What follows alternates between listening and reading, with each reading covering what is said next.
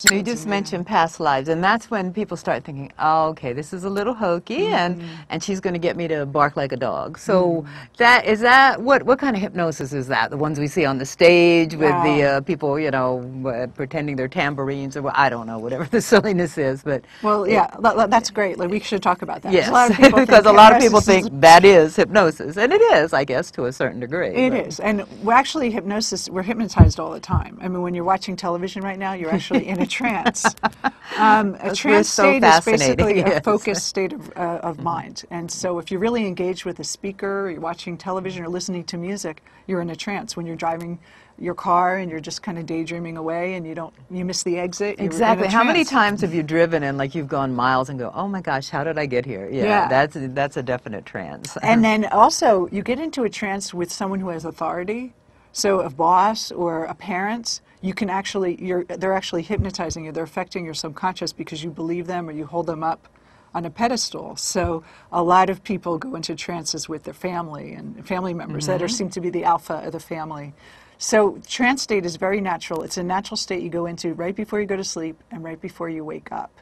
So you're in that state every day. So it's not like something at least twice, yeah, right? At least twice. At least twice. And all hypnosis is self-hypnosis. So I don't put you in a trance. I just help you get there. It's like rocking a baby to sleep. You can't like say sleep and drop the baby and it'll just go to sleep. You have to kind of create an environment for the baby to relax, and so that's what I do. Okay. And so the people on stage, they do hypnosis, but there's an important element which they won't tell you, which I'm probably getting in trouble for revealing the secret. Oh, I love secrets. 1 out of 10 people are highly hypnotizable. So that 1% or 1 out of 10 will do anything you want them to do because they're so hypnotizable. And it's just a personality. It's not about gullibility. Actually, the more intelligent you are, the easier it is for you to be hypnotized. Now that's a fallacy that we're busting tonight. Yeah, really. And so this person would go out into, of course, people are liquored up a little bit. They're in the bars, or he's on stage, so he's an authority. So he's already has you in a trance. Are we really that susceptible to authority figures? I guess we are. I mean, I know I am to a certain degree, but I like to think I'm a rebel. But we really are, right? The news, the political figures, the teachers, God, the celebrities. Yeah, that we're witnessing that now. Okay. It's like, oh, we got to buy that bag because, you know, Paris Hilton has it. You know, it's this whole idea of I want to be like them because there's all these associations. So But in the comedy clubs, when the hypnotists they pick up people and they actually do hypnotic tests on them. And do the people know they're being tested? Oh, yeah. He said, come up, okay, I want everyone to do this. Oh, first he asked for volunteers, right? Okay, so they volunteer. So they're already willing. They're willing. And then they find the one that actually is the most susceptible. They send people back, and you'll notice this next time you go to a hypnotist, seeing them on stage, he'll send people back, or she'll send people back, and there'll be that one person that will just do anything. And the secret, another secret, is that they always say they don't remember. I don't remember what happened. And is that true? Well, sometimes he can make a suggestion that you won't remember anything that happened on the stage. And that subconscious will take it literally and not remember. And that'll be it. But a lot of people do remember, they just don't want to admit it. Oh, that's like, drunks who, I don't remember a thing. I never believe that. It's like, no, you have to have some inkling of remembering. But I've had people who've come to me to retrieve memories while they were under hypnosis.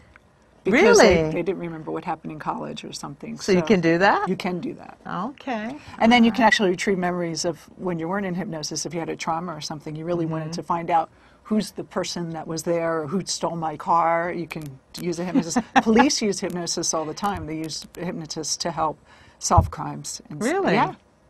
Wow. So our mind is absorbing a lot of things that we're not conscious of. So when you're in that trance, you have access. It's almost like the beginning of a library. You get to see the lobby. That's what we see, the lobby. And there's this huge bookcase. That's a great analogy. Yeah. And so we have all these books of our every page of our life is recorded, like a tape, like a camcorder, like this camera is recording everything. And so imagine your whole life being recorded and associated with memory and feeling of everything that happens, of every event that happens. So there's certain flavors you like, there's certain feelings that feel good, there's certain touch. Some people don't like to be touched in certain areas because that was uncomfortable. So we have all this information, and that's really with coaching, you're going to find that people are blocked in ways that they're not really understanding why. And this would be a great way to just put them in a trance, and it can open up and go into that library and find out what's actually... So you're saying this is really not a quick fix, but it's a quick access to...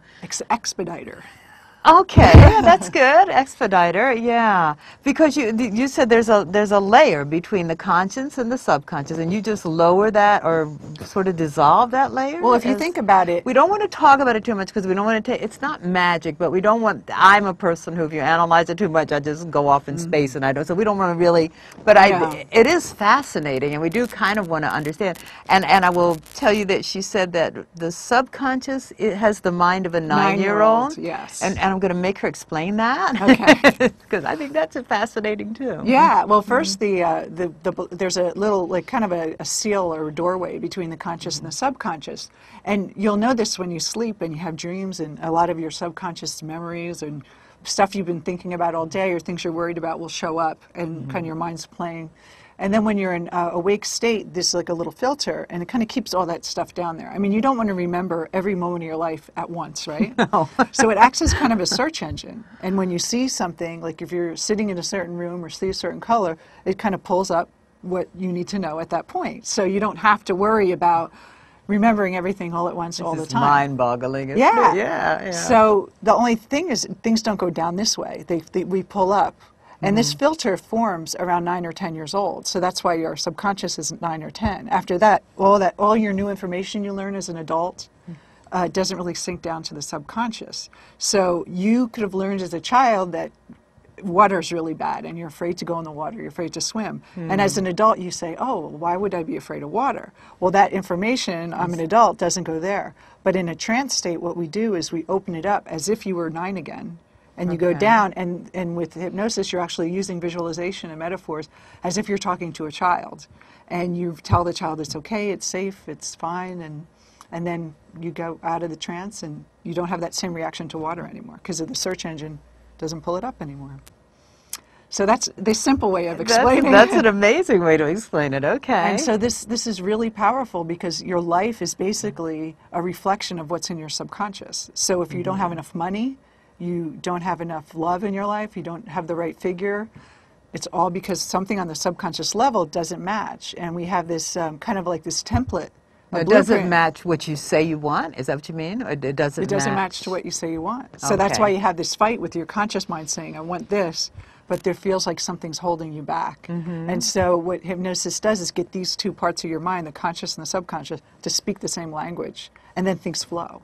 Wow. It's like 1 foot on the gas, 1 foot on the brake. Don't you feel like your clients are like that? Yeah, me sometimes, yeah. And so basically you just lift it off the brake and you get you to go. And that's why people move through things much faster.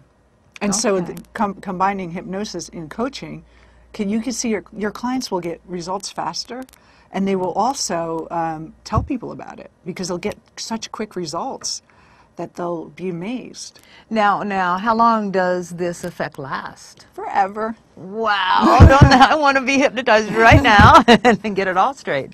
Well, Forever, usually when really? I work with the core, and you get to the core, if we get to the deep-rooted issue of why the behavior is happening, not the surface behavior, like I'm not going to eat sweets, but the real feeling of why someone wouldn't lose weight or why wouldn't they want success. When you clear that out, it's like you created a new idea on the subconscious of who you are, and then you move into that new story. Do you need constant reinforcement, or is it really gone for good? Well, it's gone for good, typically. But when I go through the sessions with my clients, of course, smoking's the only thing I do in one session, but everything else takes more than that. I give them CDs to listen to. I have over 100 programs and for all different things. And so they're 15 minutes long, and they listen to them every day. For 30 days, it's like training wheels for the mind, I call it. I like and that. It trains your mind to good analogy. Start to think. Good metaphor. I'm a hypnotist. I have to do all this stuff.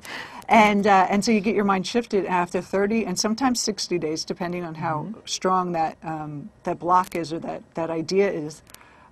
It's shifted forever. Once it changes, it shifts. It's like when you work out and you just you can't lift this weight, but then after a while, your muscle gets... Oh, or like yoga, you say, oh, I can't stretch, and then bend. Suddenly you're really flexible. Yeah, okay.